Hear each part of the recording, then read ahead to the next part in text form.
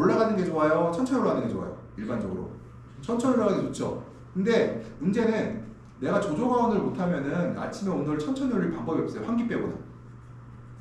내가 야간 온도가 12도였는데 해가 뜰 때 12도였어요. 근데 내가 해가 뜰 때 15도로 조종을 해놨으면은 내가 커튼을 연과 동시에 온도를 시간당 최소한 뭐 2도씩이라도 올릴 수가 있어요. 근데 내가 야간 온도가 12도로 최하 12도로 설정됐던 사람들은 해가 뜬과 동시에 온실 온도가 더 빨리 올라갈 확률이 높거든요. 그러면 결과적으로 환기를 좀 더 시켜갖고 우리가 온실 온도가 안 올라가게 막아야 되는데, 그렇다고 하면은 탄산가스의 희비 효과가 떨어지겠죠. 그래서 요즘에는 오전에 저온 관리할 때는 주로 오전에 온도를 높게 관리할 때가 있거든요. 예를 30도 관리할 때 있어요. 그때는 겨울철에 창을 열어야 닫아요? 닫아야 30도 올라가요. 그럼 그때 탄산시비를 하라고 하는 것들이 이것들이요. 옛날에는 이거 조조과원을 한 사람, 요 얘기는 누구다? 조조과원을 한 온실들은 하라 이거예요. 근데 조조과원을 하지 못한 온실은 하면 안 돼요. 이거는 왜냐? 그 시간에 광합성 제한 요인은 식물의 체온이 더 영향이 클 거고요. 아침에 조조관을 하지 않는 온실에서는 식물의 잎에 뭐가 생기냐면 결로가 생길 확률이 매우 높아요. 그러니까 결로가 생기면 식물이 광합성을 중지하거나 하더라도 작게 조금밖에 못해요.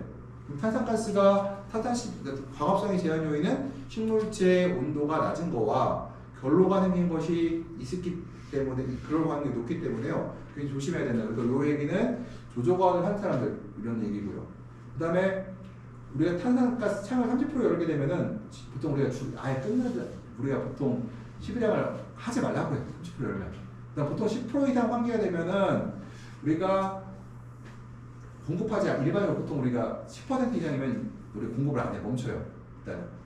그리고 여기서 주의할 점이 이거 뒤에서 할게요. 환기 시에는 공급 비용과 생산을 비하여 경제성이 높은 방향으로 하는데, 제가 이거는 이따가 나중에 뒤쪽에서 한번 보여드릴 게 있고요. 일벌과 1시간 전에는 12해도 되는데 오후에는 광합성가 높거나 낮거나 필요가 없을 때에도 있으므로 경제성을 고려해서 한다는 거. 복황형 장을 할 때는요, 창을 30% 열더라도 CO2 농도를 외부 설정을 해요. 왜 그럴까요? 내가 400ppm 설정을 했다고 쳐요. 환경제한 컴퓨터에 무조건 400ppm이에요. 최소.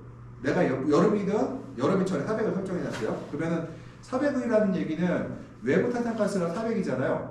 그러면 확산의 법칙에 의해 확산 이론에 따르게 되면은 내가 400ppm을 공급하게 되면 탄산가스 공급이 내부의 탄산가스가 밖으로 나가요, 안 나가요? 안 나가죠. 그러니까 내부 탄산가스의 농도가 높아야지만 밖으로 나가는데 400ppm을 설정해 놓게 되면은 나가는 게 없다는 얘기죠, 결론은요. 내가 식물 온실 안에서 어떤 이유에 있어서 식물이 광합성을 많이 해서 300으로 떨어졌을 때 400을 채워줄 수도 있어요. 근데 그 400ppm이 밖으로 나가진 않는다. 내부의 농도가 같기 때문에 밖으로 나갈 리가 없죠, 이것들이요. 그래서 보통 우리가 환경제약 컴퓨터에 있으면 기본값을 400ppm을 설정한다. 그럼 맑은 날이나 흐린 날 400을 하게 되면은 우리가 광합성을 안 하게 되면은 적게 하게 되면은 어차피 탄산시비가 안 될 것이고, 광합성을 하게 되면 탄산시비가 하게 되기 때문에 400으로 놓을게요. 그리고 400이라는 거는 환경제약 컴퓨터 탄산가스 농도가 우리 있는 게 정밀할까요? 정밀하지 않을까요? 정밀하지 않아요. 그래서 400이나 500이나 거의 갖다 보시면 돼요. 그래요. 보통 500 설정, 그래서 이게 탄산가스 이산화탄소 측정기가 아주 정밀하지 않은 편이라고 생각하셔야 돼요. 그거 믿으시면, 그러니까 대략 만든 거지 400이나 500이나 거의 같다고 생각하시면 된다. 그 정도로 안 만든다는 거예요. 우리가 탄산가스 12에서 정해진 것이 아니라 필요한 만큼 공급하라고 하는데요. 우리가 광이나 온도나 다른 조건이 좋을 때는 높은 농도로 공급하고, 다른 조건이 나쁠 때는 농도를 낮추거나 공급하지 않는다는 거예요. 여기 보면 이게 광과 온도가 나오죠. 그러니까 우리가 온실을 운영할 때 광이 있고 온도가 있잖아요. 온실의 제어의 가장 기본은 뭐다? 광과 온도의 비례라는 거예요. 그 다음에 뭐가 붙느냐? 요게 맞을 때 탄산가스가 공급될 수가 있어요. 그 다음, 그러니까 광과 온도가 맞은 상태에서 광이 맞고 광에 비해서 온도가 맞은 상태에서 바로 습도가 나오는 거고 이산화탄소 농도가 나올 수가 있어요. 우리가 습도가 보통 오늘 같은 날 이 정도 광이면 습도가 몇 %가 돼야 좋아요? 보통 80% 넘어야 되잖아요. 80% 좋아요. 근데 내가 오늘 같은 날 창을 닫게 되면, 창을 작게 열게 되면은 내부의 습도가 80%까지 올라갈 수 있어요. 근데 뭐가 문제예요 여기서? 80%가 올라갔는데 창을 닫게 되면은 외부 에너지가 들어오는 에너지 크기 때문에 오실 온도가 35도, 38도까지 막 올라갈 거예요 이것들이요. 그러면 내가 광을 선택할 것인가, 온도를 선택할 것인가, 온도를 적정 온도를 맞출 것인가, 아니면은 습도를 적정 습도를 맞출 것인가 할 때 뭘 선택할 거예요? 온도를 먼저 해놓고 나서 여력이 있을 때 습도를 맞춘다는 거예요 이것들이요. 얘도 마찬가지로 그래서 탄산가스라는 것도 내가 다른 것들이 모두 맞은 상태에서 뭐예요? 온도, 광온도, 습도가 맞은 상태에서 이산화탄소가 들어가면 맞는데 앞에 게 안 맞을 필요가 없다는 얘기예요. 그래서 중소가 볼게요. 내가 여기 200이라고 써있잖아요. 여기다 200을 해요. 5가 되죠. 5가 되면은 5 곱하기 제곱은 25예요. 영양인자라는 거는 1점에서 1점, 토마토의 경우는 1.2에서 1.8로 놓는데 이것보다 낮을 수도 있어요. 활력이 좋다는 건 뭐냐면은 식물체가 수광태에서 좋다. 굉장히 균형이 맞게 잘 만들어졌다 이거예요. 이때는 어떻게 되냐면은 한 1.8까지 가셔도 되겠죠. 광도 좋고 습도도 좋고 온도도 좋아요. 이 상태에서 탄산가스를 넣게 되면은 또 나무도 좋아. 그러면은 내가 한 탄산가스 1.8, 그러니까 우리가 영양인자가 1.8이 될 수가 있죠. 5, 25 곱하기 1.8이 되면은 한 40 이상, 40% 이상, 40 몇 프로 증산이 되겠죠. 그러니까 200에서 300으로 늘리게 되면 어떻게 돼요? 40% 이상의 증산 효과가 있다는 거예요. 그래서 그러면은 볼게요. 400에서 볼게요. 400에 볼게요. 400이라는 얘기는 여기 400을 봐요. 그러면 2.5가 되죠. 2.5 곱하기 2.5가 되면은 얼마예요? 한 6점 되나? 6점 되겠죠? 거기다가 1.5를 여기 계산하게 되면은 한 9가 나올 거예요. 뭐냐면은 400에서 500으로 탄산가스를 100을 넣게 되면은 우리가 기대할 수 있는 거는 완벽한 조건에서 한 9에서 한 11%의 저 추가적인 생산을 얻을 수도 있겠구나. 그럼 여기서 우리가 계산할 게 뭐예요? 광온도, 그 다음에 식물의 활력온도까지 판단이 되겠죠. 이거는 주관적인 판단이에요. 뭐예요? 어떤 판단일까요? 약간 주관적일 수가 있어요. 그러니까 내가 탄산가스를 공급할 때 저도 이거를 객관하려고 한번 시도를 해봤는데 객관을 해놓고 제가 수치를 넣어보니까 내가 직관적으로 판단했던 이 정도면 1.5 될 것 같다 해놓고 내가 광량과 온도를 집어넣고 거기 머릿속에 계산해갖고 넣고 식물체를 넣어서 곱해봤더니 1.5가 아니라 뭐 2.0 이렇게 나와버리더라고. 그러니까 내가 직관적으로 그러니까 이거를 하나하나 분석했을 때하고는 또 다른 값이 나와요. 그래서 이거는 활력인자라는 거는 내가 이제 영양인자라는 거는 내가 주관적인 판단에 의해서 계산되는 거다 이렇게 하시면 돼요. 아무튼 광이 좋고 온도가 좋고 거기다가 플러스 식물의 몸이 좋을수록 올라간다. 그러면 여기서 500에서 400에서 500으로 올라갔었죠. 100이 올라갔잖아요. 그럼 그 다음에 500에서 600이 됐어요. 300에서 400이 됐고 300에서 400이 올라갔어요. 100ppm 올라갔죠. 300에서 400 올라가고 500이 됐어요. 300에서 500ppm 올리는 거하고 300에서 100ppm 올리는 거하고 탄산가스를 100에서 200 넣는 거 차이가 날까요? 그러니까 내가 100ppm 넣으면은 300이 400이 되죠. 내가 300에서 200ppm은 500이 되죠. 그러면 실제로 탄산가스를 2배 넣은 걸까요? 500으로 올리기 위해서는 2배가 아니라 기하 3배 대비씩 늘어나야 돼요. 왜일까요? 내부가 500이고 외부가 400이에요. 그럼 확산에 의해서 탄산가스가 많이 나가게 될 거예요. 내부가 400이고 외부가 400이면은 밖으로 나가는 게 없죠. 근데 내부가 400인데 밖에 700이에요. 그러면은 내부가 500인 것보다 700인 것이 더 빠른 속도로 빠져나가요. 그러니까 내가 100, 200만큼 더 넣어주는 게 아니라 실제로는 거의 몇 배를 넣어줘야 내가 700을 유지할 수 있고 500을 유지할 수 있다는 얘기예요.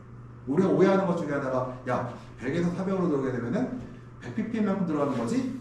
아니라는 거죠. 150, 200이 들어가야 100ppm이 유지가 된다는 얘기들이요. 400이 유지된다는 얘기들이요. 그러면은 이 그래프를 보게 되면 어떻게 돼요? 뒤로 갈수록 탄산가스 효과가 늘어나요, 줄어들어요? 줄어드는 법수가 있죠. 근데 이 뒤로 갈수록 탄산가스 공급량 어떻게 돼요? 제곱으로 늘어나죠. 내가 400에서 600 가는 것보다 400에서 800 가는 게 200ppm을 더 주는 것이 아니라 400, 500을 더 줘야 800ppm을 유지할 수 있으니 탄산가스 가격은 기하 급수로 늘어난 반면에 생산량은 늘어나지 않죠, 더 이상. 이것들이요. 그래서 이게 탄산식이라는 거는 다 봐야 된다는 거고. 그래서 이 그래프가 이렇게 나올 거예요. 어느 한계 이상의 농도에서 더는 생산되지 않는다. 이렇게 보면은 근데 이 기울기라는 거는요, 또 뭐에 좌우될까요? 광량에 의해서 좌우되겠죠. 광량이 강해지면 이 기울기가 어떻게 될까요? 좀 더 높아질 거고요. 광량이 약해지면 이 기울기가 낮아질 거라는 거죠. 그 다음에 탄산가스가 이제 우리 볼게요. 예, 요 다음 단계 뒤에서 나오는 거야. 탄산가스가 많으면은 뭐 장애가 온다고 하는데 탄산가스가 높아서 장애가 온 경우는 아직 제가 못 봤어요. 아직은 못 봤고 그 다음에 잎의 기공이 적어져서 효율 저하되는 건 뒤에서 좀 보여드릴게요. 탄산가스의 농도를 보게 되면은 온도를 볼게요. 광합성률을 보게 되면은 온도가 같은 300ppm에서 온도가 높을 때 어때요? 광합성을 조금 더 했죠. 근데 같은 30도인데 온도가 1300일 때는 어떻게 돼요? 같은 30도에서 1300일 때 광합성을 더 많이 하고 20도일 때 광합성을 조금 하죠. 그러니까 이건 뭐냐면은 내가 탄산가스를 높게 공급하려면 온실의 온도가 어때야 돼요? 더 높아야 되고 온도가 높으려면 어떻게 돼요? 광이 더 강해야 되고 그러면은 광도 강하고 온도도 높은 온실에서 이산화탄소를 높게 들어가면은 1300ppm 유지하려면 어떻게 돼요? 온실 내분을 전부 다 밀봉해야 돼요. 근데 외부 광량이 700W인 상태에서 문을 닫아버리면 온실의 온도가 35도에서 45도까지 막 올라간단 말이에요. 그러면은 내가 30도를 유지할 수가 없죠. 이렇게 되면요. 그래서 우리가 실질적으로는 이상적인 이렇게 하긴 하는데 이상적인 그 이상이라는 얘기지 실제로 이렇게 할 수가 없다. 그래서 우리가 보통은 온실의 온도를 한 25도에서 30도로 우리가 문을 다 열어놓은 상태에서 유지를 하고 문을 열었다고 하면 400ppm 정도로 유지하는 게 원칙이라고 생각하시면 될 것 같아요. 이것들이. 보면은 우리가 맑은 날 같은 경우나 흐린 날보다 맑은 날이 더 탄산가스를 많이 집어넣고 흐린 날보다는 그 다음에 영양탱장보다는 생식탱장기에 탄산가스를 더 높게 넣는다 생각하시면 될 것 같고요. 그 다음에 우리가 탄산가스를 취배할 때 고려사항이 있는데요. 이게 탄산가스를 내가 500을 공급하고 싶어요. 500을 꾸준히 계속 공급하는 게 좋지 않다는 얘기를 여기서 하는 거예요. 뭐냐면은 하루 중에서도요 500ppm을 넣는 게 아니라 500 갔다가 400으로 갔다가 다시 500 갔다가 반복이 돼야 된다는 얘기예요. 왜냐면은 우리 식물들은 생물이잖아요. 생물은 뭐래요? 우리가 적응이라는 걸 하죠. 그러니까 우리가 식물의 이파리는 몇 ppm이 적응되어 있어요? 350에서 400ppm의 탄산가스를 받아 흡수할 수 있도록 생성된 이파리들이죠.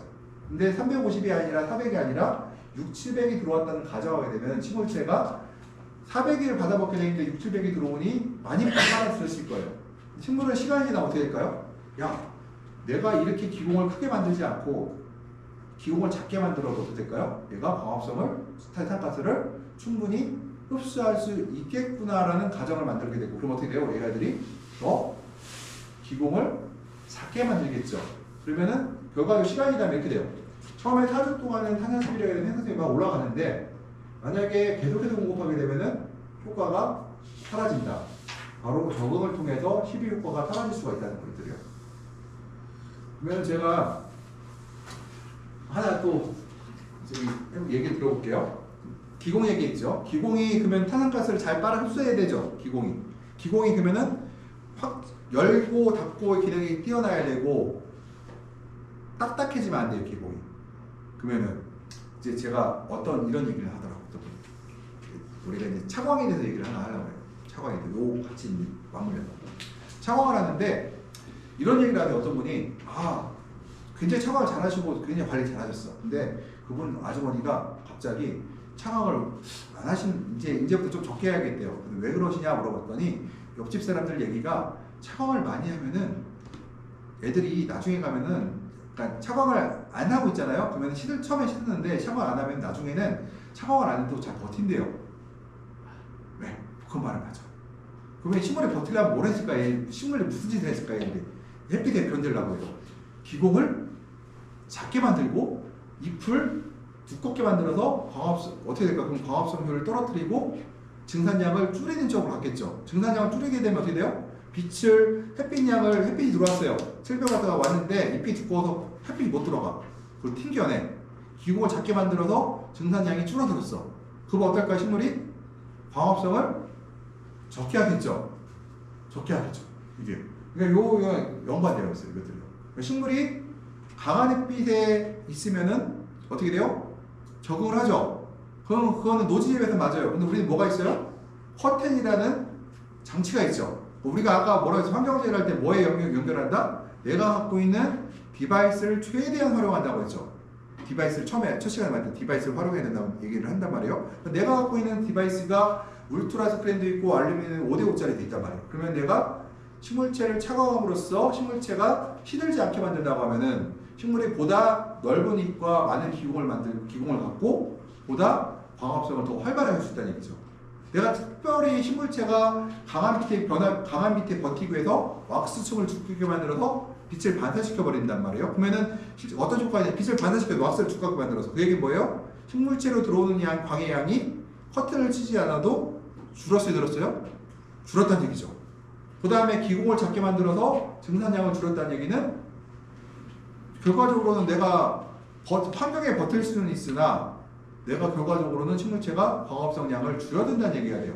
그러니까 우리가 온실이라는 거는 이파리가 너플너플하고 부드럽고 이 상태가 돼야지 이게 두껍고 이게 뭐라고 해야 되나 이런 짙은 녹색이 돼버리고 이렇게 생기게 되면은 왁스층이 두꺼워서 반짝반짝해버리고 반짝반짝한다는 얘기는 빛을 튕겨낸다는 얘기거든요. 이것들은 식물이 진화 과정에서 햇빛에 버티기 위해서 얘들 적응을 해버려요. 이게 적응해버려요. 이것들이요. 그래서 요것도 같은 효과라고 생각하시면 돼요.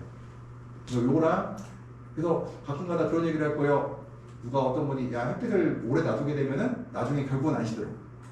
그리고 결국은 안 시들 거예요. 언젠가는. 그렇지만 그건 그게 과연 좋은 것이냐? 왜 쓸데없는 짓을 왜 하냐는 거죠. 왜 나는 햇빛을 조정할 수 있는데. 그리고 우리가 원하는 햇빛량은 얼마예요? 300에서 400와트 파라방에서. 그러니까 내가 있는 요 파라방이 남아있는 상태에서.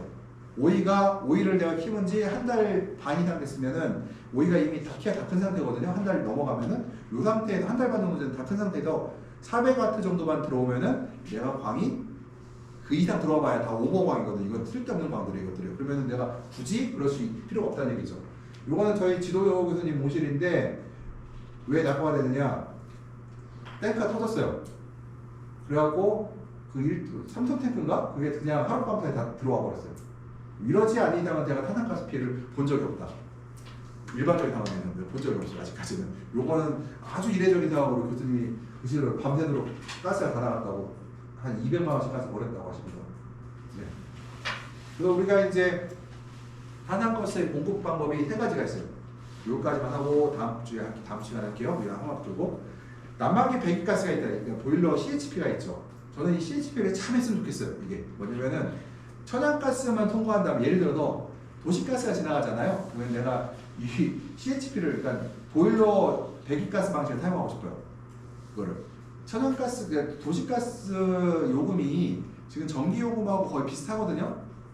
지금 그러니까 공결 팅퍼파 달지 않으면 똑같다거든요. 그러면은 이 난방기 배기가스라는 얘기는 보일러를 그러니까 LNG를 이용해서 우리가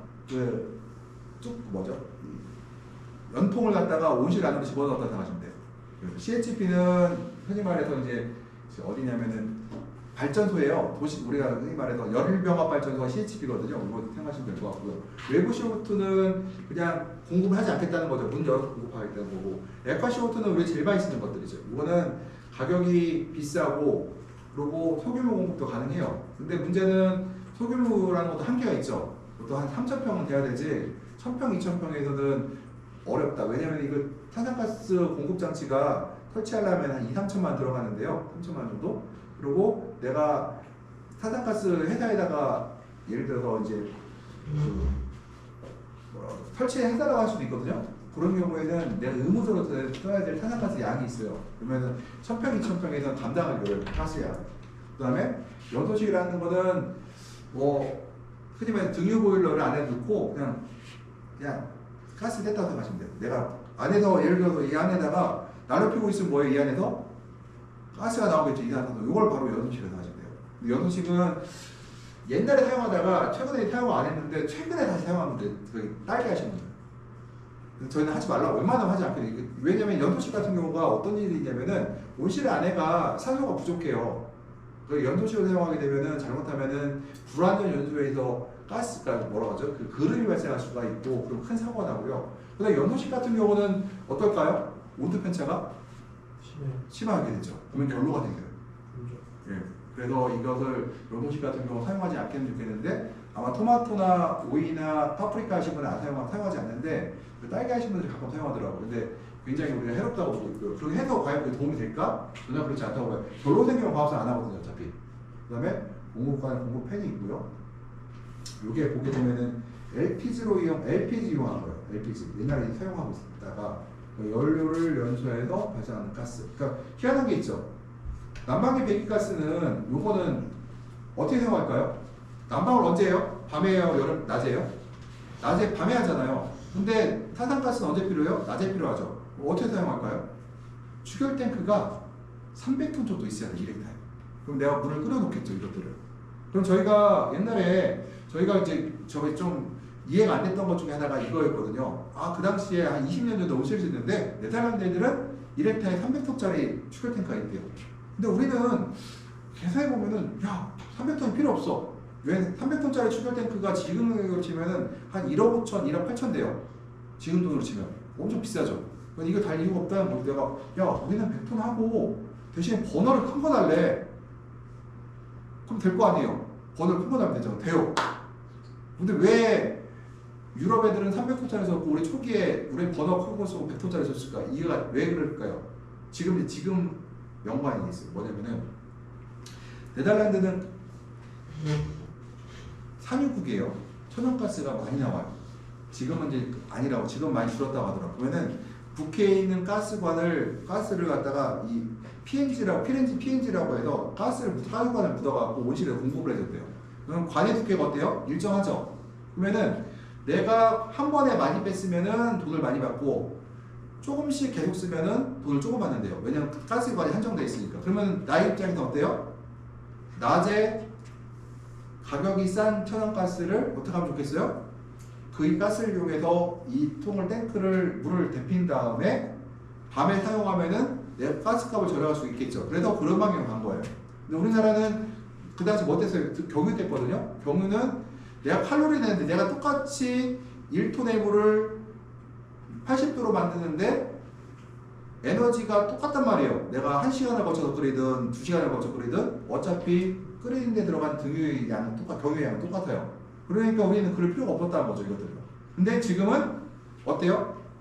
다시 우리도 300톤짜리 있어요. 왜 그럴까요? 전기가 가스랑 똑같다. 그러니까 1000kW의 전기를 끌고 와서 내가 1000kW를 갖고 왔어요.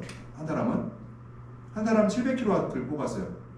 그러면은 일단은 1000kW가 1000이 넘어가면 뭐가 있어야 돼요? 전기 안전관리자가 있어야 되고, 두 번째 1000kW하고 700kW가 있는데 내가 100톤의 물을 똑같이 끓였어요. 700kW로 60도를 만드는 거하고 1000kW로 60도를 만드는 거하고 누가 전기값이 더 많이 들어갈까요? 1000kW로 60도를 만드는 게 계약 전기값이 더 비싸요. 이해가 되시죠? 자기가 계약 전기를 크게 넣을수록 내가 전기값이 더 비싸져요. 유지비도 비싸지고. 그러면 내 입장에서는 차라리 600kg 끌어들이고 탱크를 350톤, 400톤 넣는 게 장기적으로 볼 때 이익이라는 거죠, 이것들이요. 그래서 요 나온 김에 나중에 설명하세요. 왜냐면은 저희가 생각할 때, 추결 탱크에 대해서 오해를 하는 게 있어요. 왜 유럽 애들은 300톤이었는데 우리나라 갔을 땐 300톤을 안 했던 이유가 바로 그 당시에는 경유보일러 듣기 때문에 버너를 큰 거 달면 됐거든요. 어차피 기름값은 똑같으니까. 내가 10톤의 물을, 100톤의 물을 데피는 데는 한 번에 버너 큰 거 써갖고 한 번에 데피나 작은 거 써서 여러 번 오랫동안 데피나 에너지 총량은 같잖아요, 이것들이요. 같은데 전기를 사용하게 되니까 상황이 조금 바뀌는 상황이 맞더라는 거, 이것들이. 여기서까지 하고 제가 이제 볼 때 요거까지는 하시면 괜찮은데 요거는 절대로 하지 마시라는 거예요. 분배 쓰는 거. 이거 절대로 하시면 안 돼요. 이거 가격이 옛날에 요거가 250원일 때 요게 700원이었거든요. 그럼 요게 지금 350원인데 얘가 아마 한 900원? 킬로그램당? 거의 3배인데 탄산가스 지금 함부로 못 넣어요. 되게 아껴 써야 되는데 900원짜리 탄산가스를 어떻게 탄산가스 어떻게 먹는 거예요? 저는 못 넣는다고 봐요. 요거 한 바퀴 돌고. 요거 제가 이따가